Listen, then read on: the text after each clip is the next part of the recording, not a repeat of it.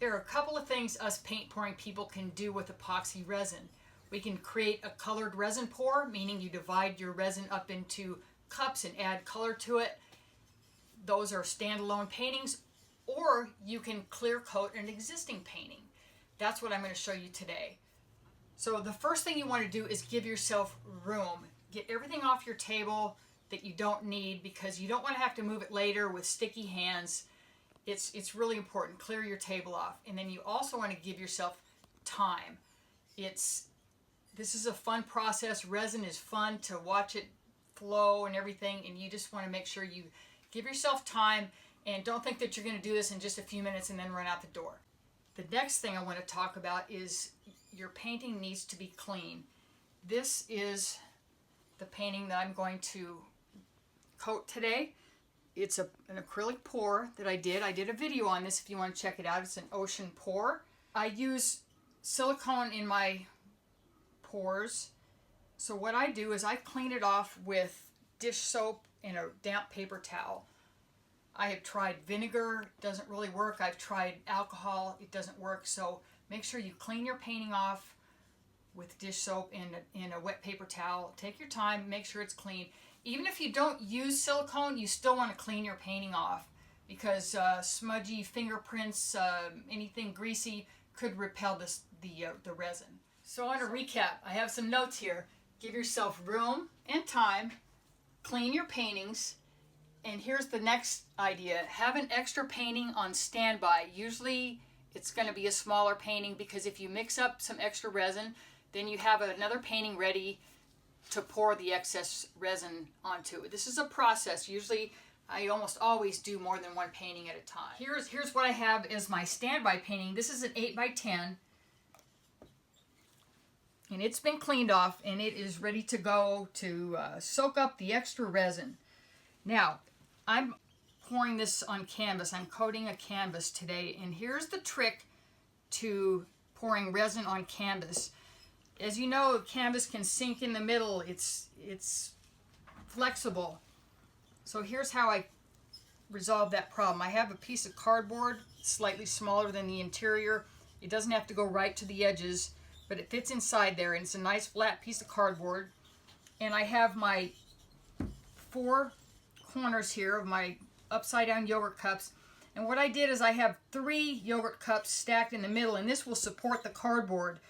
Now, this is going to vary from canvas to canvas, and it does for me too, and it'll vary for you. So work with what you have. Get some of your little stacking things. Here's how you can tell if it's working. I set this down, and I'm pressing on the middle, and notice the canvas does not sink. So that means it's being supported in the middle.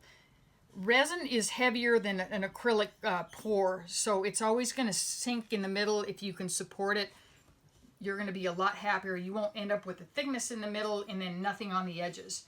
This 8x10, I don't support these. It's small enough where it doesn't really matter. So this one has no support. Okay, so everything's ready. It's clean, it's supported. So I've got my painting squared up here. I'm checking my corners. Since I lifted this up to show it to you, I want to recheck and make sure everything's balanced. This is good here. And what I'm using is art resin. This is my favorite resin. This resin is made by artists for artists. I really like it.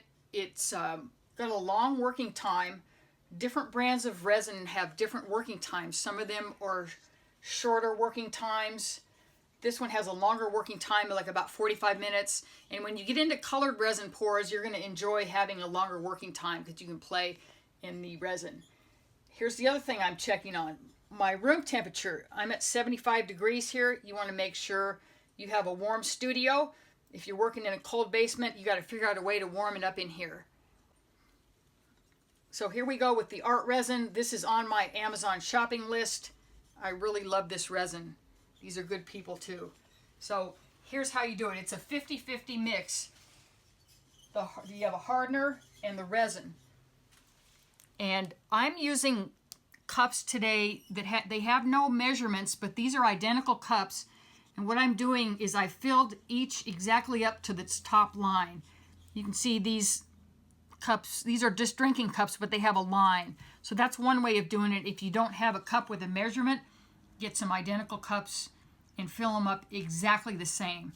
Now I have a larger cup that I'm going to pour both of these into. I have used this cup previously. You can see there's some resin residue in here, but it cured. So when the resin cures, it's not sticky, so I'm going to use it again. I don't need to throw this one away. So here we go. I'm going to pour them both in at once.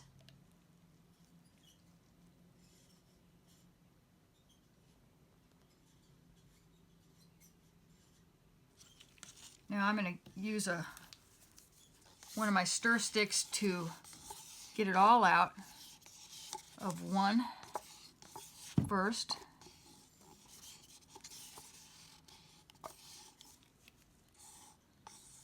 There's time, so you don't need to panic over time here. Okay, and now I'm going to get it out of the next cup.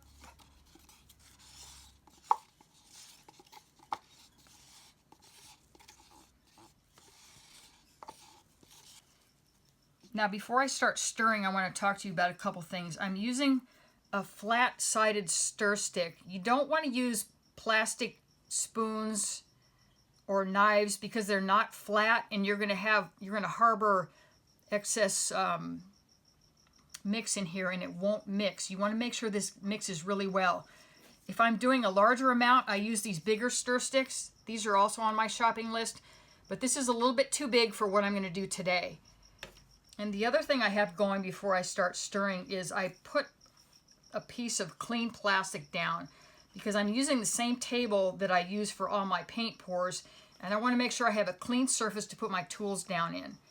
So now I'm going to stir it for 3 minutes, and I have my phone set for a 3-minute timer. So let me start that, and then I'll talk to you a little bit more before I start. Okay, I started the timer, and I'm starting to mix. And what you really want to do is make sure you scrape the sides pretty constantly. You want to make a thorough stir for 3 minutes. You can go a little beyond 3 minutes if you like. You also want to make sure you scrape your stick periodically. And I'm going to be stirring for 3 minutes. Don't worry about bubbles. So here we go. I'll see you in a few minutes. Okay, here we are a little over 3 minutes later, and I can't emphasize enough how critical stirring is. You want to make sure you scrape your sides, scrape your stick, mix this thoroughly. Like I said, don't worry about the bubbles. We're going to take care of the bubbles. So it's ready.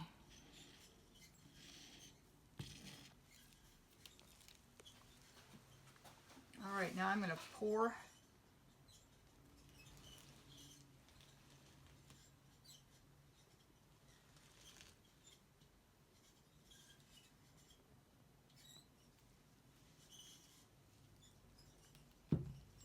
Okay, now I have a scraper that I'm going to spread it with. I'm going to go right up to the sides, but not over the sides just yet.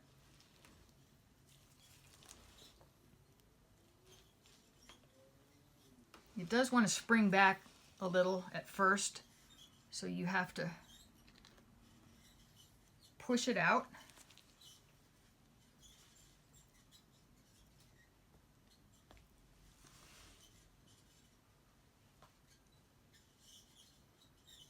You've got plenty of time here.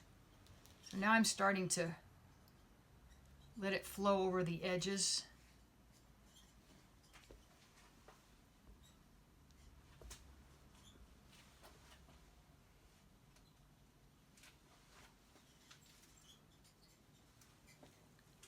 Okay.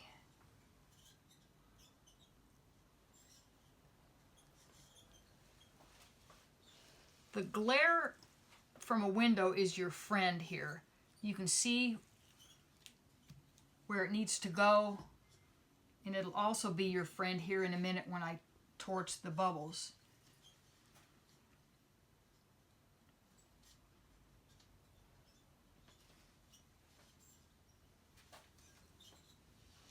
The optimum depth here is 1/8 of an inch.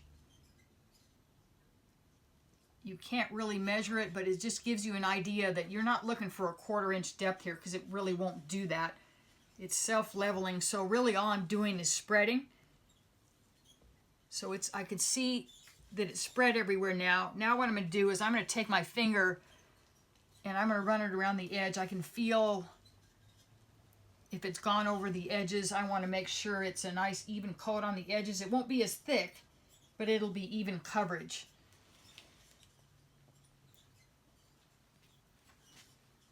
I can feel a couple places where there's not a lot of resin right there. So I'm going to come back with my piece here and run it. Make sure I get some nice flow over the edges. Right here is where I noticed.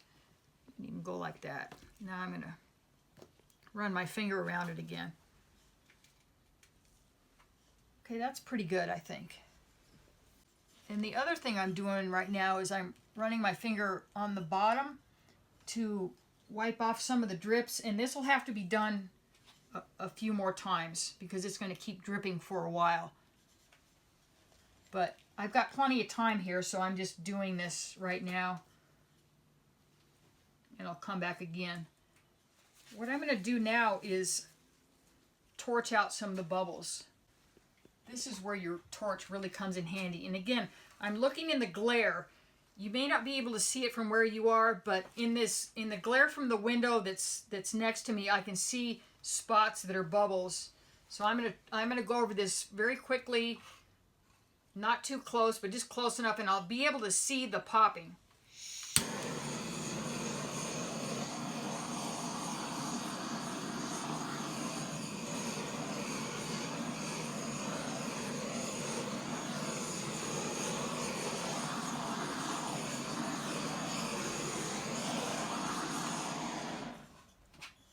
Okay, that's good.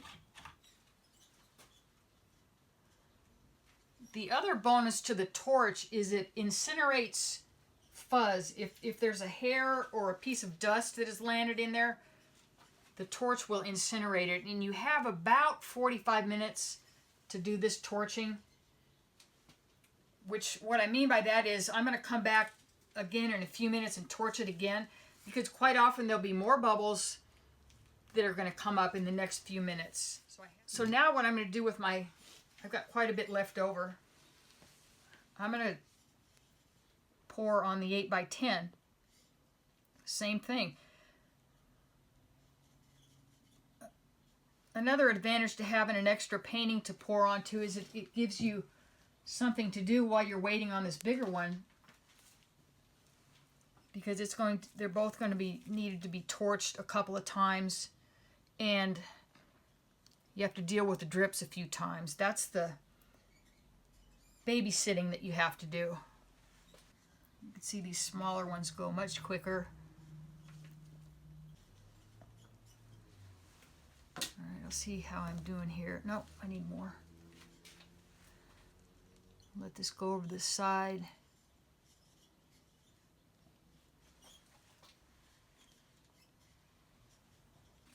Okay, now I'm going to run my finger around the edges, around the bottom.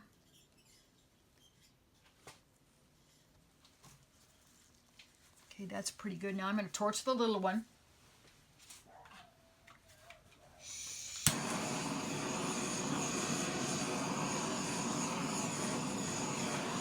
While I'm at it, I'll torch the big one more time.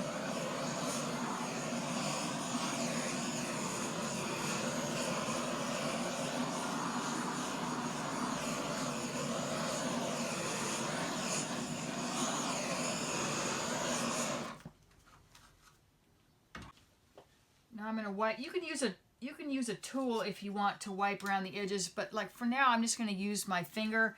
I'm searching for drips on the bottom.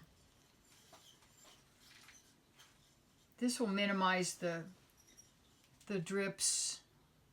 You're going to have some that just goes with the resin territory. Now I'm going to Wipe some drips off from here. Now I'm looking in the glare. I actually seeing some more bubbles pop. I'll probably torch this another time or two. Again, you have a few minutes. You have a half an hour or so to successfully torch. If you wait too long to torch, you could damage the surface, because if it starts setting up, you're going to burn the surface. But as long as it's still liquid, I'm going to keep torching. I'm going to hit this. I'm going to hit both of these again.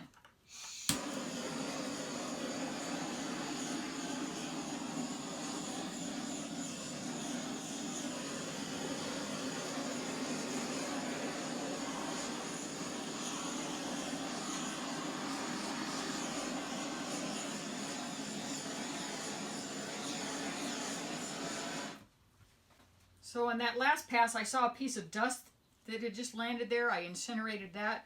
The bubbles are gone. These things are pretty much set. I can still run my finger around it again over the next little while.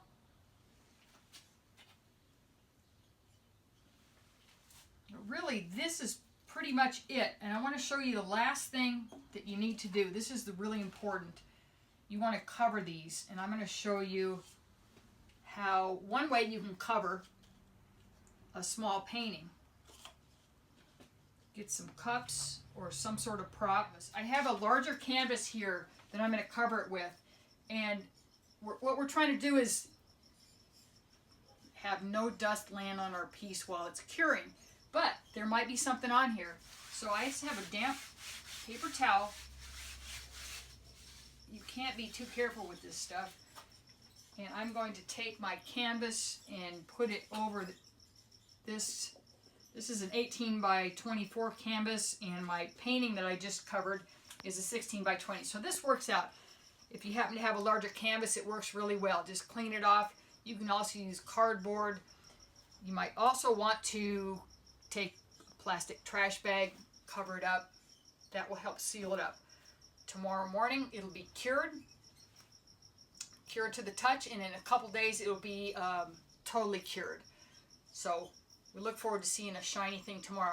While we're at it, I'm going to show you an example of one that's cured. It's a coat of resin on. This is a acrylic paint pour.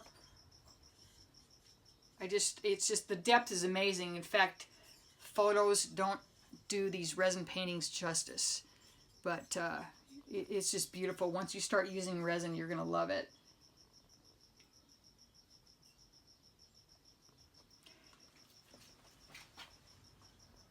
So I'm going to go over my checklist again. Make sure you stir well. You have your extra painting on standby. Observe. You're babysitting. You're looking for bubbles. You're looking for dust. And you're wiping off drips. And then covering is the last thing that you do. Now, for the sake of this video, I covered it a little soon.